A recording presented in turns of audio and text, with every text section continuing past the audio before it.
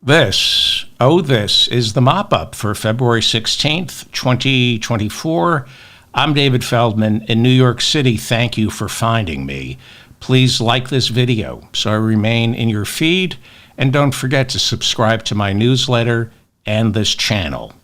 Yesterday, I reported Japan officially slipped into recession after recording 2 consecutive quarters of negative GDP growth. And now, with a general election only months away, conservative Prime Minister Rishi Sunak woke up to news this morning that Great Britain also officially slipped into a recession. The United Kingdom's economy grew in 2023 by 0.1%. That's the worst performance since the Great Recession of 2009. Congratulations, Tories, conservatives. Congratulations, Rishi Sunak. I'm telling you, these fiscal conservatives, they really know how to take care of an economy. Just keep cutting back. Keep cutting back.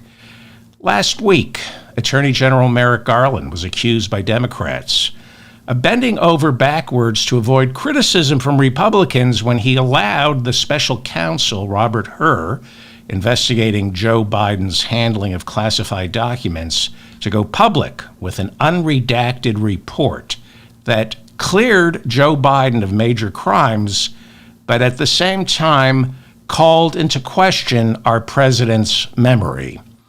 Republicans immediately spun the report, saying the only reason Biden wasn't indicted is because he is no longer compos mentis. That made Harvard law professor Lawrence Tribe go after his former student, Attorney General Merrick Garland, and remind him that Garland should have never permitted the Republican special counsel to opine on Biden's mental acuity. But perhaps Merrick Garland was clearing the deck for Thursday's big indictment of the House Republicans' key witness against Joe Biden in their impeachment probe. That would be Alexander Smirnov, who was arrested on Wednesday and charged with making false statements to the FBI when he said Burisma, the Ukrainian gas company, paid a $5 million bribe to Joe and Hunter Biden. That information has served as the backbone for the Biden impeachment probe, and it now appears as though prosecutors and a jury will settle it once and for all whether Joe Biden, as vice president, accepted a $5 million bribe from Burisma to demand Ukraine fire this guy. Ukraine's top prosecutor at the time, Viktor Shokin. This was, according to the Republicans, it was an attempt to shield Burisma from getting charged with financial irregularities and corruption.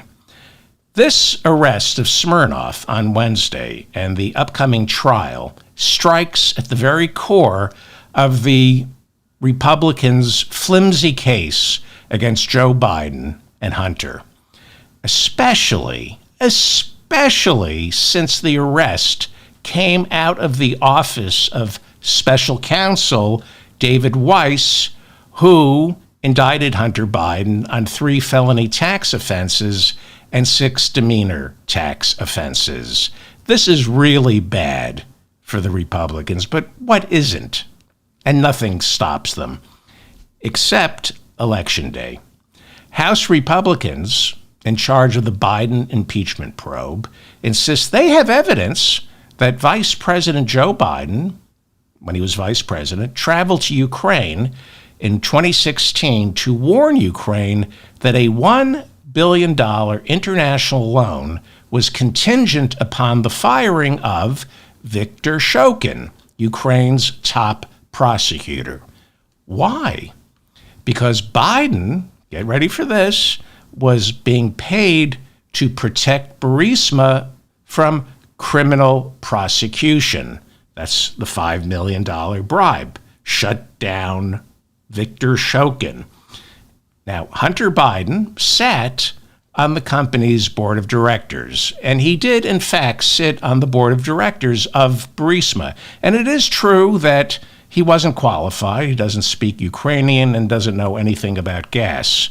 Nobody's disputing this.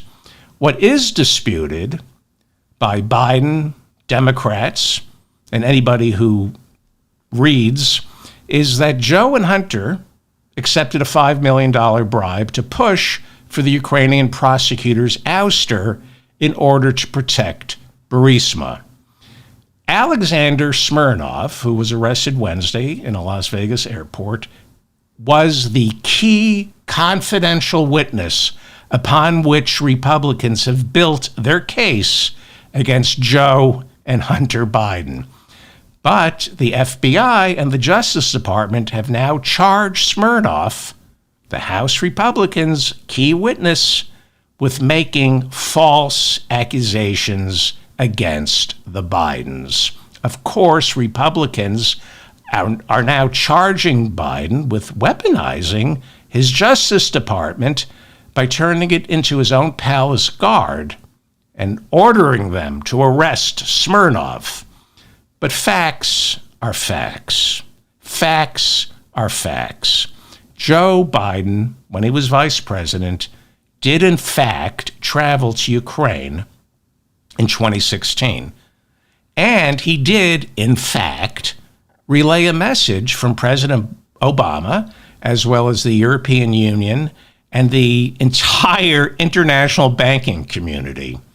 And that message was Ukraine's lead prosecutor, Viktor Shokin, had to go. Otherwise, an international $1 billion loan guarantee from the West would be canceled. The West wanted Shokin fired not because he was looking into corruption.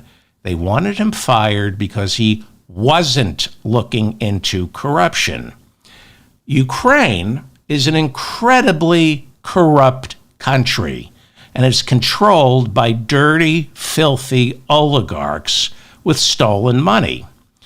Obama and the EU wanted in 2016, before 2016, they were trying to pull Ukraine into the Western orbit away from Russia.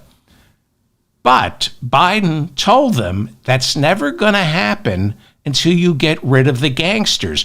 We can't do business with you until you get rid of the gangsters. And that means you got to get rid of Shokin because he ain't prosecuting them. Now, you have Google. This is from the Irish Times. It's a headline from 2016 from the Irish Times. I just chose the Irish Times because I love the Irish. Here's the headline. European Union hails sacking of Ukraine's prosecutor, Viktor Shokin. Okay? I'm going to connect the Republicans' dots on this to show you how full of it they are. Okay? Now, the Republicans, they want voters to believe that the entire European Union, the international banking community, Barack Obama, and our State Department made Ukraine's $1 billion loan guarantee back in 2016 contingent upon Viktor Shokin's firing because the Bidens had just been offered a $5 million bribe from Burisma, and Obama and everybody else wanted to assist Vice President Joe Biden in making sure that the check cleared on that $5 million bribe. Okay? That is what the Republicans are presenting. Well, nobody believes that. Nobody believes that Obama, the EU, and the Western bankers guaranteeing the $1 billion loan were all in on this to protect the international Biden crime syndicate. And if you think I'm joking, you need to pay attention. we have Republicans in the House of Representatives referring to the international Biden crime syndicate. Now, here's the thing about all this. It's complicated. If you try to figure out the Republican narrative, it's intentionally complicated. You're not supposed to be able to follow this. But the lie that they tell can be reduced into, but not disproven with, a 2-second soundbite. That's the genius of the Republican smear machine. They have a lie, a complicated lie, that can be reduced into, but not disproven with, a 2-second soundbite. Now, I just disproved it because this is a podcast, so I can talk in paragraphs.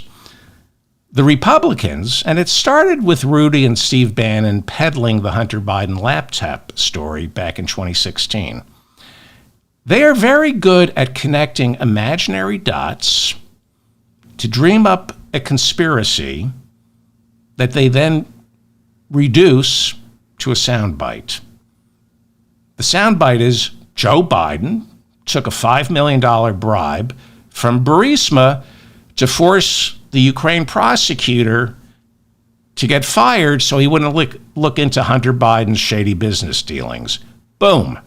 Nice, easy, digestible, goes down smooth on Fox News or with Republicans speaking before a bank of microphones. And when you ask them to prove the lie, they throw dirt in your eyes with imaginary connections and outlandish conspiracies implying, as I just showed you by connecting all the dots, that the entire West was in on the scheme because Joe Biden is running an international crime syndicate.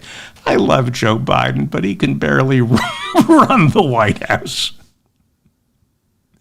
He's not El Chapo. I wish he were. The point to all this is you're not supposed to be able to follow any reasoning. There is no reasoning to this conspiracy. It's a theory masked as an accusation. It's designed to be impossible to follow. You're not supposed... Benghazi, can anybody explain Benghazi? Now, do me a favor, rewind the last 5 minutes and listen to it all over again, because I just explained to you what they're peddling. I connected all their imaginary dots, and I know most of you, including me, couldn't follow what I was saying. It's impossible. But there is a conspiracy. I rewind it, listen to it a couple of times, and you'll see that it is absolute horse Trump. I don't want to say shit, so we'll just say horse Trump.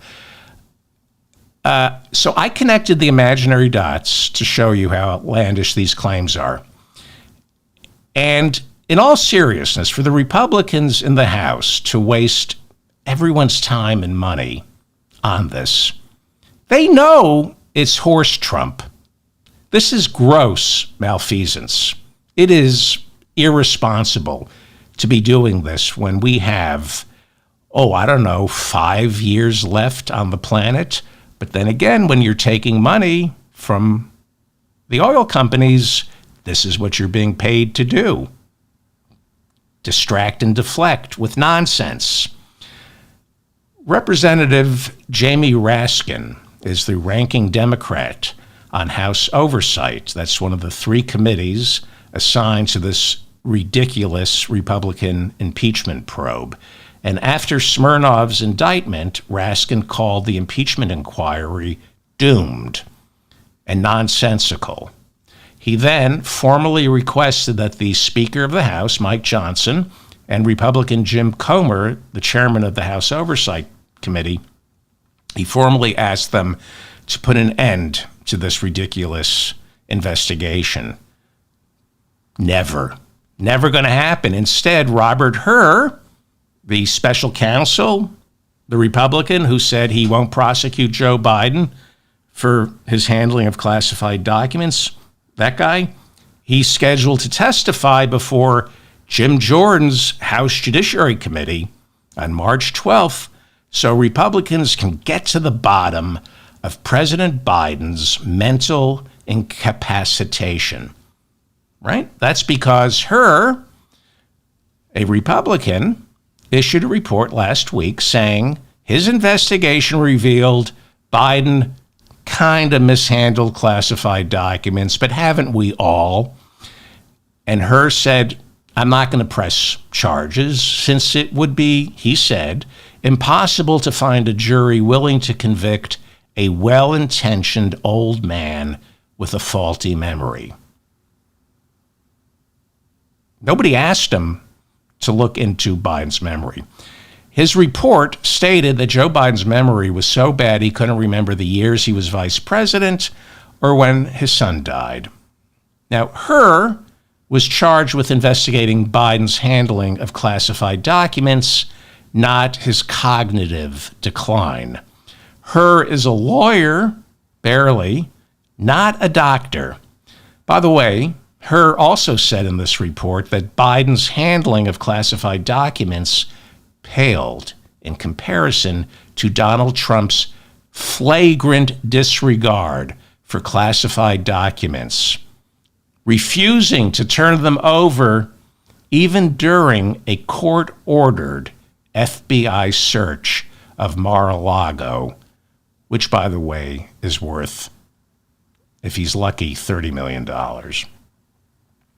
The Daily Beast reports this morning that more than 24 House Democrats complained to the Speaker of the House, Mike Johnson, because he authorized Pastor Patrick Gibbs to serve as congressional guest pastor on January 30th and deliver the body's morning prayer, which they shouldn't be doing.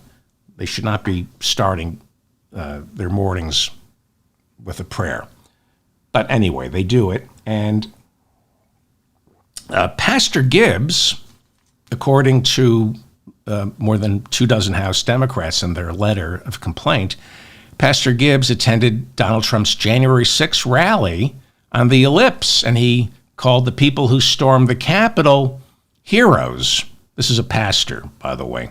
He still insists Joe Biden stole the election, as Jesus would. Jesus would say that. He has called Islam a death cult that Christianity is at war with. He accused Jews of being in a stupor, adding, only a real Jew worships Jesus.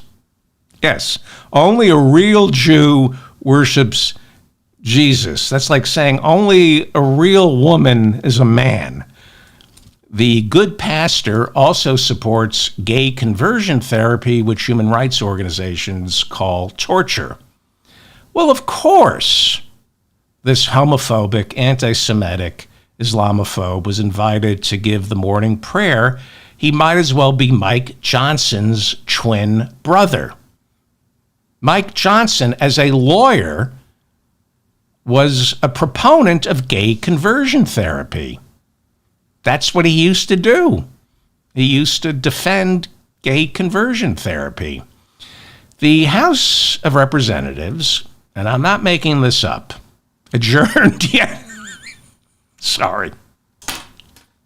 I shouldn't laugh at stupid people. It's not nice.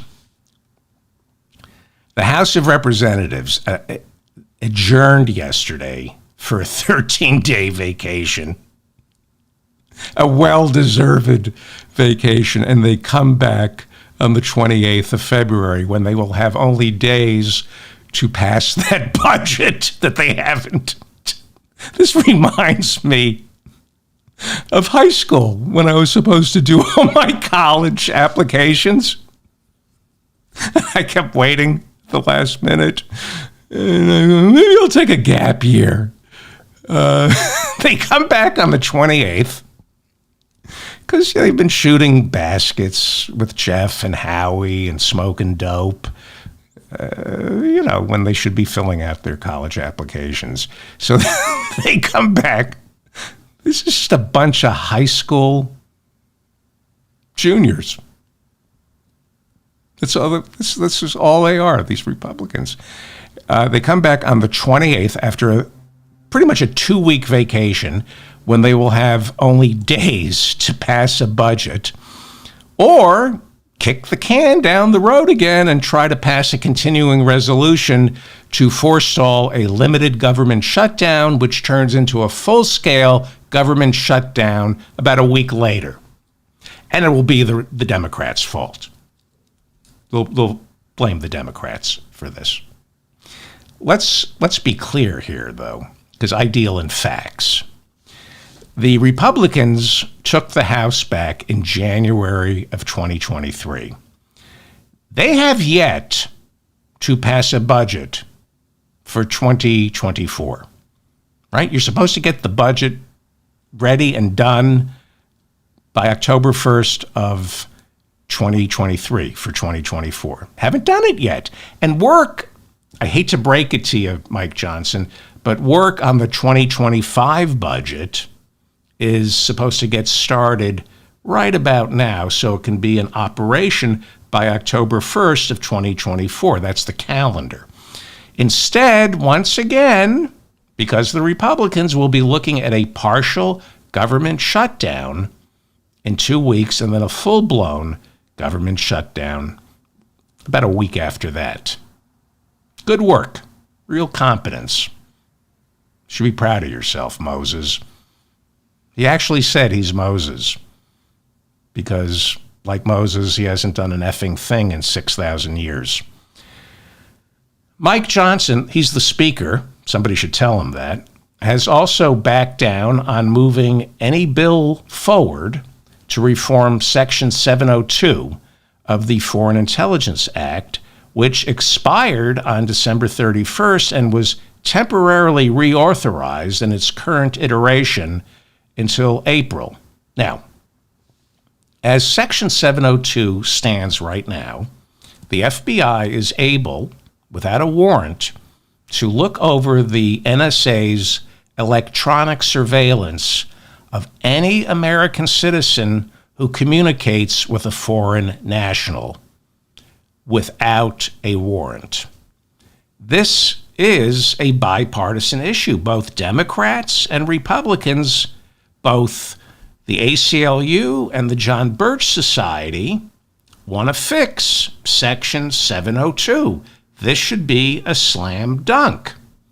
But Mike Johnson can't resolve a territorial dispute between House Judiciary Chair Jim Jordan and House Intelligence Chair Mike Turner, who both have competing bills. Now, Turner, head of the House Intelligence Committee, issued a somewhat jumbled warning on Thursday that there's information Russia, he's head of the Intelligence Committee, so he gets intelligence, and he said there's some information that Russia has a new anti-satellite rocket with nuclear capability that could pose a serious national security threat.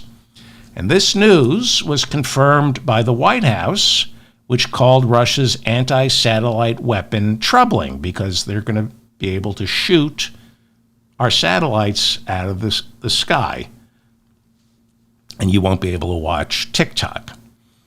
Now, we're talking about Mike Turner. He's a Republican, and we're also talking about Russia. And Republicans jumped on Turner. He's a Republican, but Republicans jumped on Turner, accusing him of creating anti-Russian hysteria and demanded his head. They demanded his head.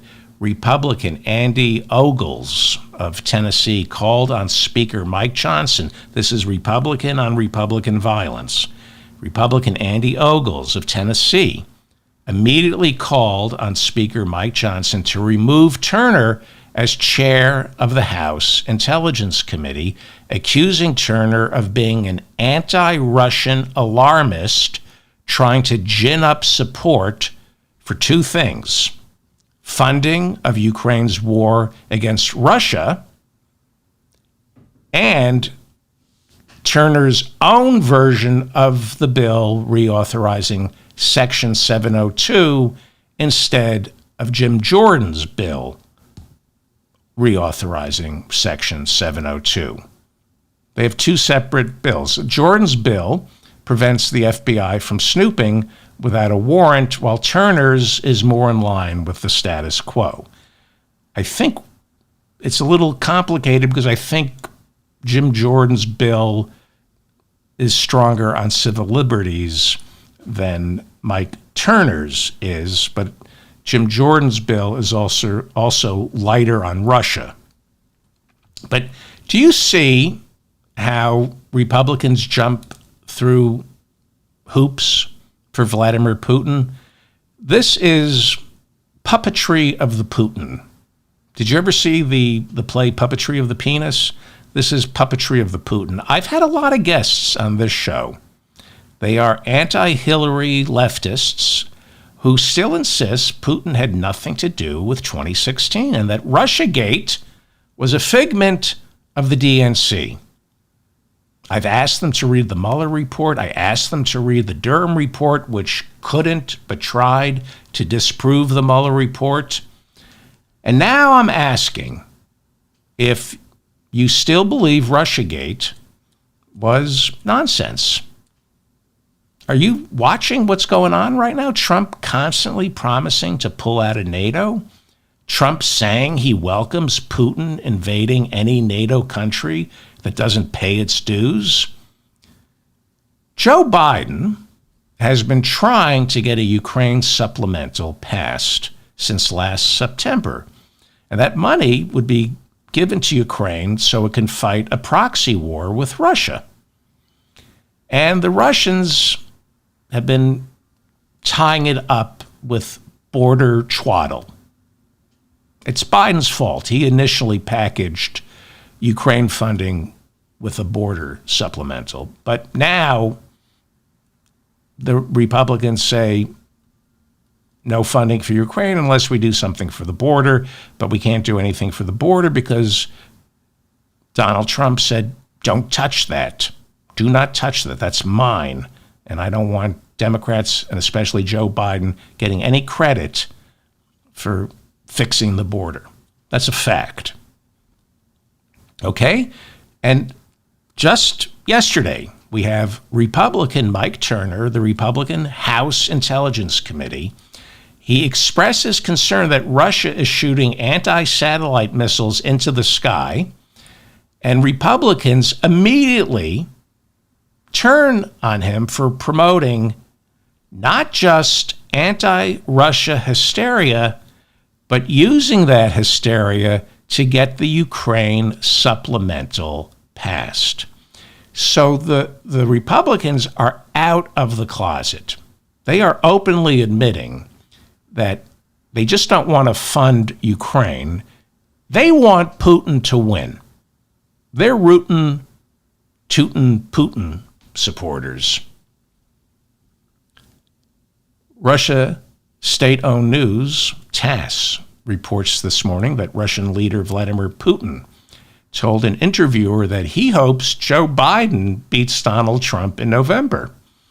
Putin said, when it comes to relations with America, Russia will be much better off with a more experienced and predictable old-school politician like Joe Biden than they would be with Trump, who Putin said, tends to be a loose cannon.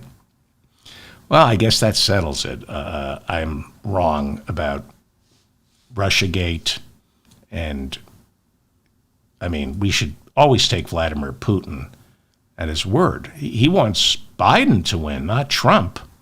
So that means no collusion.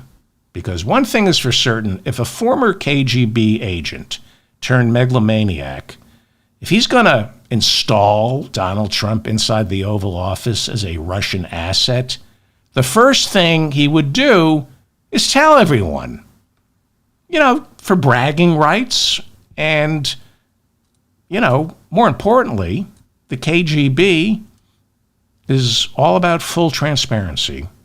When they have a mole, they are honor bound to reveal who it is. So I take back what I said. Vladimir Putin does not control the Republican Party. I apologize. I'm completely wrong, because Putin just said he's hoping Biden wins. I trust him.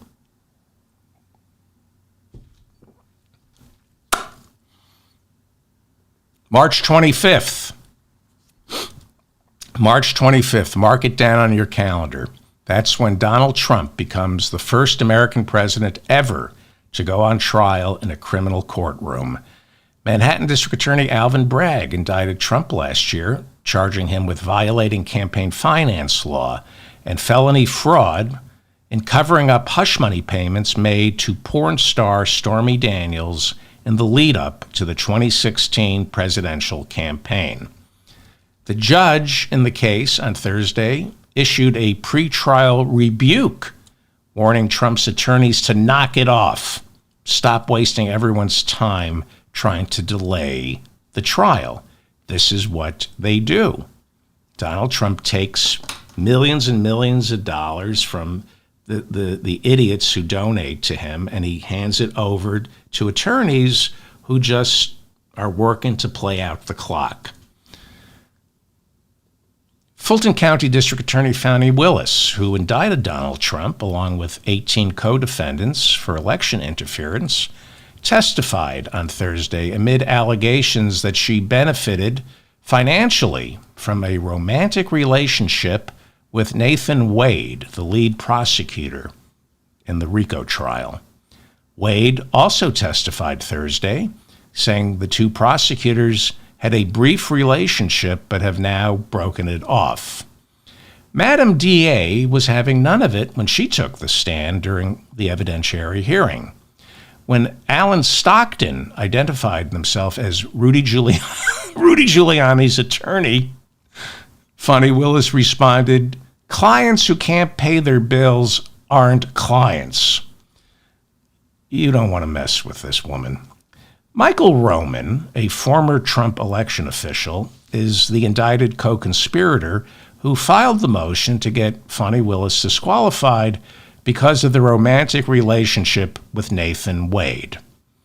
His lawyer somehow, miraculously, stumbled over this secret relationship, and then Trump lawyers said, "Really?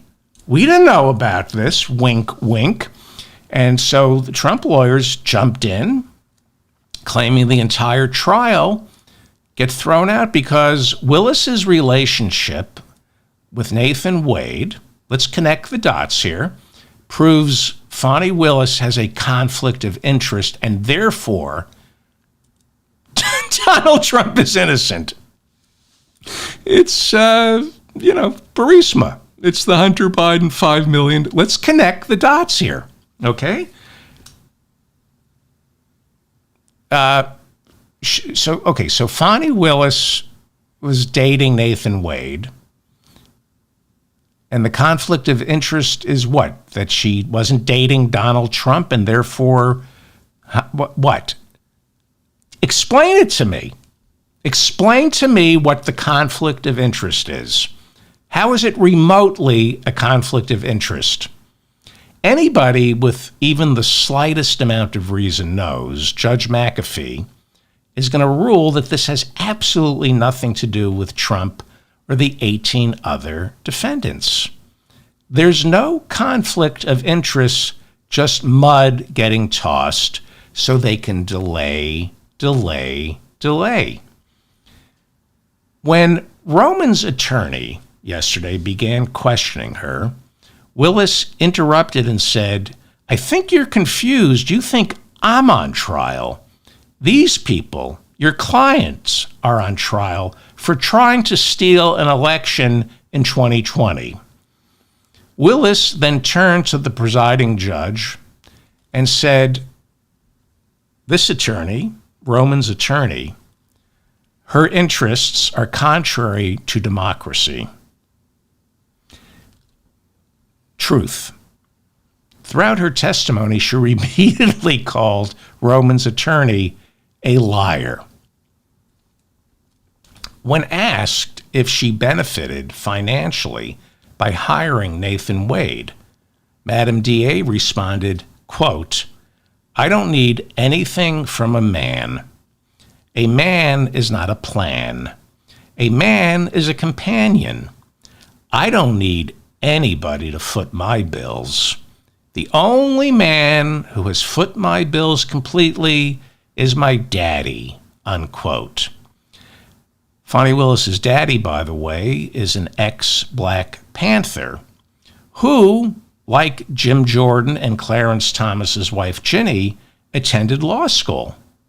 But unlike Jim Jordan and Clarence Thomas's wife Ginny, he passed the bar and got to practice law and instill justice within his daughter. You got it? You got it? Fani Willis and her ex-Black Panther father passed the bar and can practice law. Jim Jordan, chairman of the House Judiciary Committee, and Ginny Thomas, who's married to Clarence Thomas, a Supreme Court justice, the longest-serving justice we have right now, Jim Jordan and Ginny Thomas are too stupid to pass the bar. They went to law school, but they were too stupid to pass the bar. And yet nobody ever asked Jim Jordan about that. Reporters seem to look the other way, the same way Jim Jordan looked the other way while members of his wrestling team were getting molested. Lawyers for the defense are asking the presiding judge to disqualify Fani Willis, along with her entire staff, and move this RICO trial to another prosecutor's office. So, let's connect the dots. There are no dots, so let's connect the imaginary dots. What this nonsense comes down to is, when did Fani Willis and Nathan Wade begin their romantic relationship? If the romantic relationship began, as Fani Willis testified, after she hired Nathan Wade to prosecute Trump, then there won't be a problem. But if she was romantically involved with Nathan Wade and then hired him, it could possibly expose her to accusations of lying about the nature of their relationship. To put it another way, who the F cares? Donald Trump is a rapist. Donald Trump is a rapist. But some are suggesting Fani Willis had a responsibility to report her romantic relationship with Nathan Wade to the court. Again, just connecting the dots. This is, there's a lot of mud being thrown at Nathan Wade and Fani Willis, and you use a little critical thinking, and you turn down the noise and look for the signal and find out, well, where's the crime, and why is this a scandal? Nothing. You take the mud out of your eyes, there's nothing there. It has nothing to do with the guilt or innocence of the 19 co-defendants. All this was a legal maneuver to harm the district attorney's reputation and try to disqualify her on a technicality. I mean, they're not going to succeed. This is about delaying the game. Delay, delay, delay.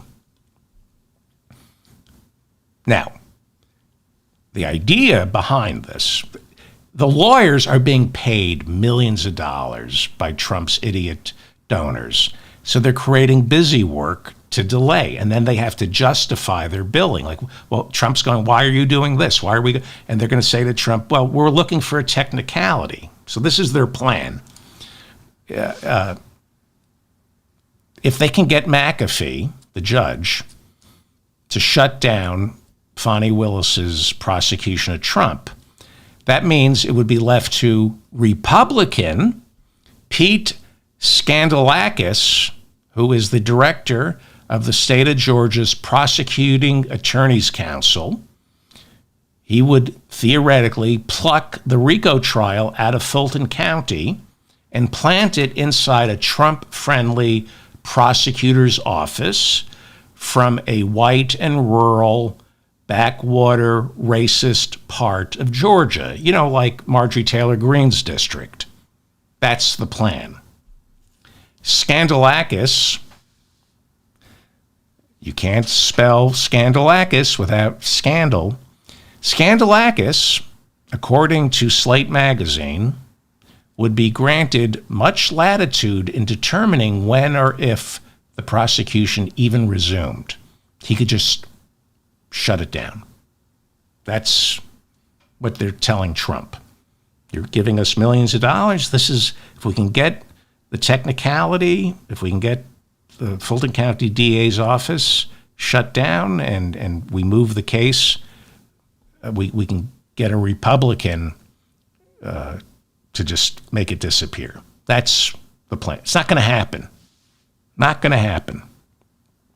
Now, presumably, a Republican like Scandalakis would feel obligated to postpone the trial until after the November election.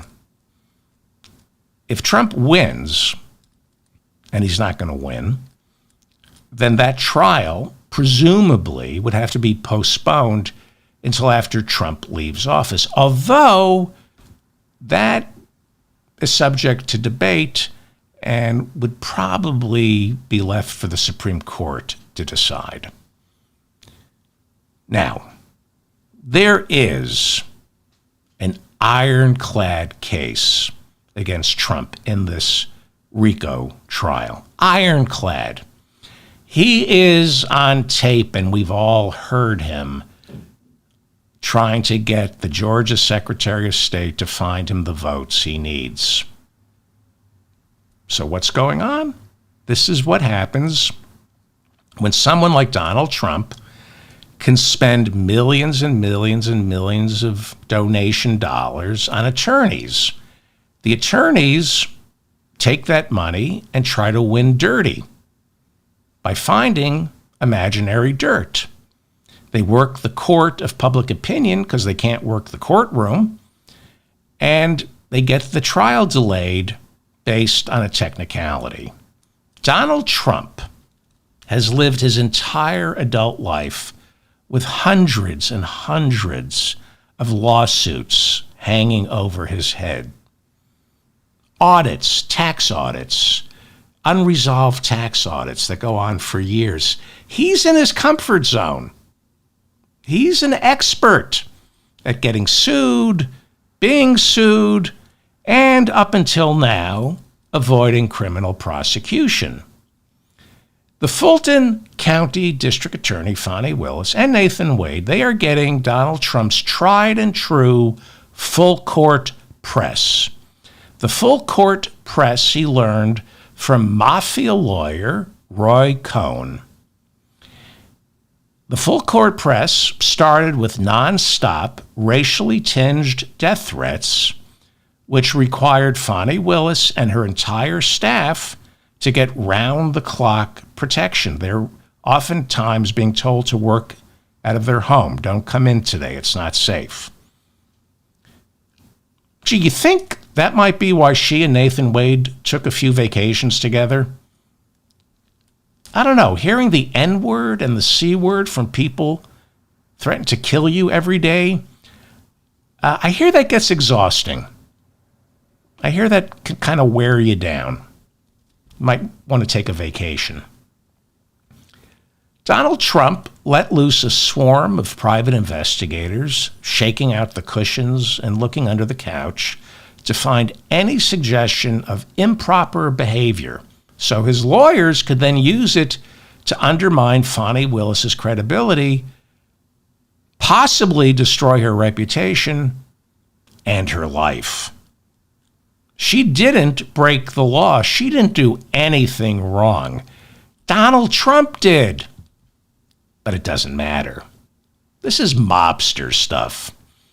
Trump is an expert at terrifying and then humiliating anyone who gets in his way because he's a gangster, a mobster. And that's precisely why Fani Willis has turned this into a RICO trial. RICO trials were designed to prosecute hoodlums. If you read the indictment, she defines Donald Trump's reelection campaign as a criminal enterprise. It is, or it was. And Trump is proving she's right. This is his defense. The way he defends himself. He's defending himself like a hoodlum because the evidence is stacked against him.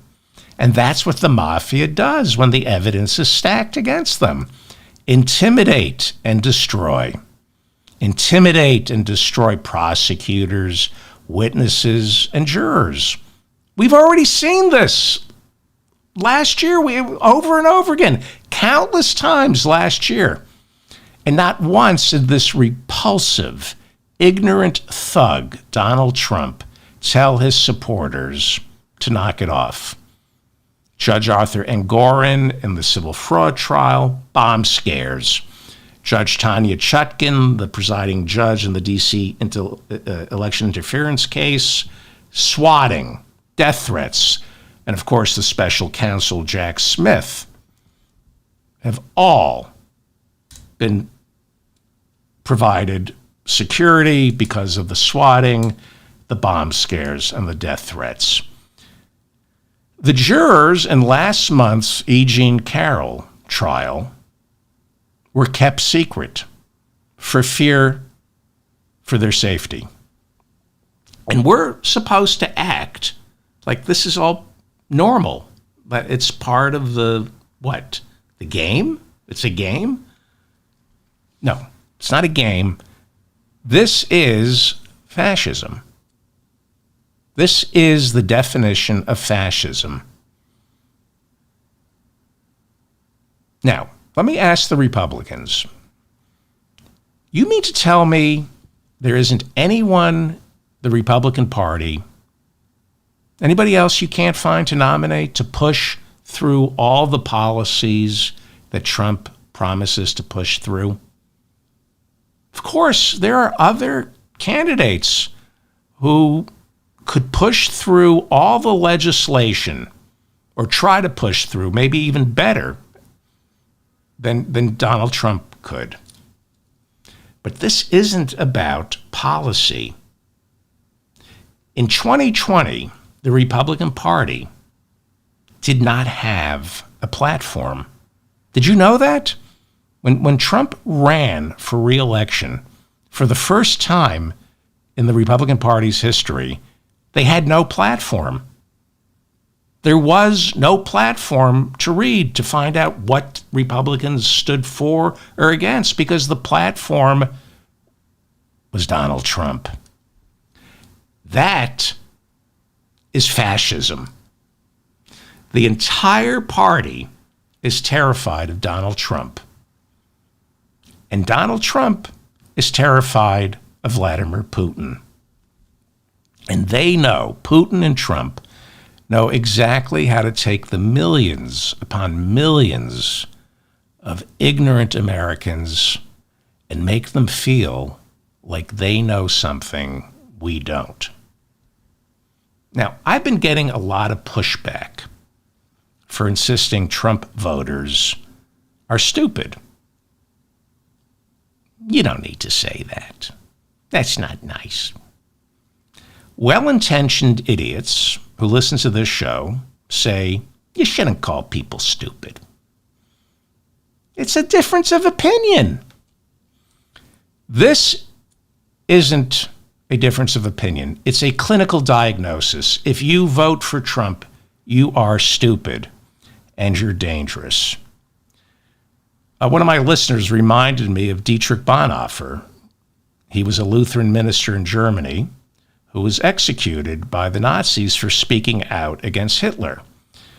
And awaiting execution, he wrote, and I've read this quote before, but one of my listeners in the comments section reminded me of this, and it bears repeating. Now, I'm going to read, it was written in German. It's a little stilted, but this is what he said about stupid people. Lutheran minister Dietrich Bonhoeffer, who was critical of Hitler and was executed for that. Awaiting execution, he wrote, "Upon closer observation, it becomes apparent that every strong upsurge of power in the public sphere, political power, be it of political power or, he says, religious nature, but he's talking about an upsurge of power in the public sphere. He says it infects a large part of humankind with stupidity. The power of the one needs the stupidity of the other. The power of the megalomaniac needs the stupidity of the other." He goes on to say, "It seems that under the overwhelming impact of rising power, fascism is what he's talking about. It seems that under the overwhelming impact of rising power, humans are deprived of their inner independence and more or less consciously give up establishing an autonomous position toward the emerging circumstances. The fact that the stupid person is often stubborn must not blind us to the fact that he is not independent. In conversation with him, one virtually feels that one is dealing not at all with him as a person, but with slogans, catchwords, and the like that have taken possession of him. He is under a spell, blinded, misused, and abused in his very being. Having thus become a mindless tool, the stupid person will also be capable of any evil, and at the same time incapable of saying that it is evil. This is where the danger of diabolical misuse lurks. For it is this that can once and for all destroy human beings." Rewind and listen. Trump destroys human beings. Is there anybody, any institution that this monster hasn't destroyed? And you say to yourself, how does he get away with it? Vladimir Putin.